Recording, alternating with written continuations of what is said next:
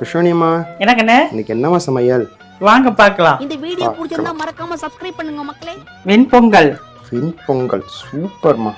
அதுக்கேற்ற சட்னி, சட்னி, அடுத்து தக்காளி சட்னி, தக்காளி சட்னி சூப்பர்மா.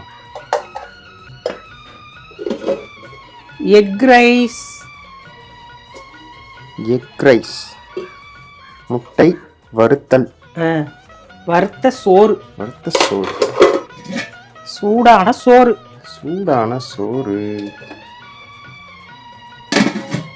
அதுக்கேற்ற உருளைக்கிழங்கு வறுவல், சூப்பர்.